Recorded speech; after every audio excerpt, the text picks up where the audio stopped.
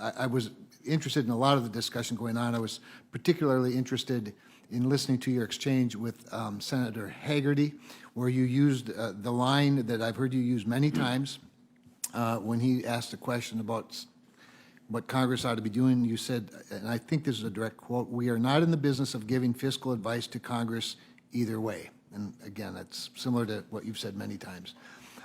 Yesterday, thinking about this, I did a quick search engine review of the words "Fed Chair urges Congress." And this won't surprise you. And by the way, there's not a person in this room that doesn't have some sympathy over headlines that aren't quite accurate, or even quotes. But one report in May of last year says the Fed chairman asked Congress to consider more stimulus. October of last year, Jerome Powell is putting out the call to Congress, more money now. November of last year, Powell still thinks U.S. needs more stimulus for full recovery. Even in December of last year, Fed Chair Treasury urged Congress to give U.S. a stimulus bridge. In other words, you haven't always resisted the temptation to give us fiscal advice. And by the way, thank you for it. I think it was good advice. Maybe we look back and say, well, maybe we did too much. But we were in a crisis. You did what you needed to do. We did what we needed to do. And I don't think there's a lot of regret about that. Now, a number of my colleagues have pointed to what's gone on lately and what's being suggested going forward. In addition to the $3.5 trillion package, it includes a lot of tax increases, like 7 times more increase than the cuts from 2017 that built the foundation for this quick recovery, I might add. You add in the $1.9 trillion totally unpaid for earlier this year, the $0.6 trillion in new spending as part of the $1.2 trillion bipartisan package that's being discussed. It's, you get to $6 trillion plus really, really fast.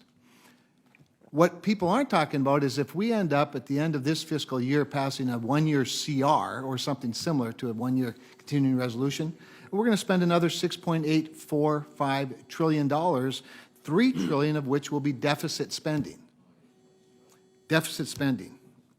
Now, my question to you is very direct, and that's just simply, does the economy need another $6 trillion plus another $6.8 trillion spent this year to enhance the recovery? And is there not a detrimental effect to all of that, including the tax increases, when we are, in fact, in a, call it whatever you want, type of an inflationary time, but it is uncertain, and there's concern, if not alarm? If I can answer that by saying, we did a lot of things. I did a lot of things last year that we'd never done before, and that one in particular, I had a lot of encouragement from the administration and leadership on both sides of the Hill in both parties. But I swore it off, and I do think we should go back to regular order, which is that the Fed doesn't play a role in fiscal policies. It's not a national emergency like it was at the time, and I've been trying very hard so far this year, succeeding in not getting involved in giving fiscal advice. So I'm just going to have to, whatever you do, we take it into account in our policies, but we don't come out then and comment on whether we think this is a good idea or a bad idea. Sorry. Well, okay, I appreciate that. Maybe just one other quick question.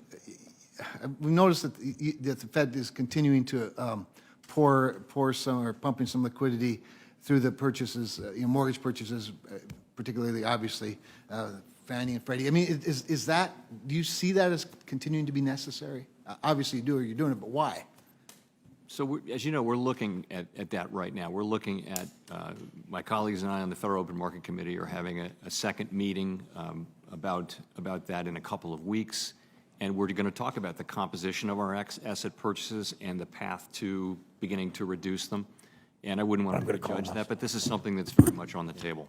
I might just add real quickly, with regard to climate risk that you've heard a lot about today, whether it's political or true risk, I would just want to remind my colleagues that when we assess climate risk in terms of the U.S. economy or U.S. investment, do not forget that every time we don't invest in energy or climate manufacturing issues in the United States, another country that doesn't do it as well as us is going to do it as well. And this is a climate change is a global issue, so let's think about risk in a global context. Thank you, Mr. Chairman. Thank you, Senator Kramer.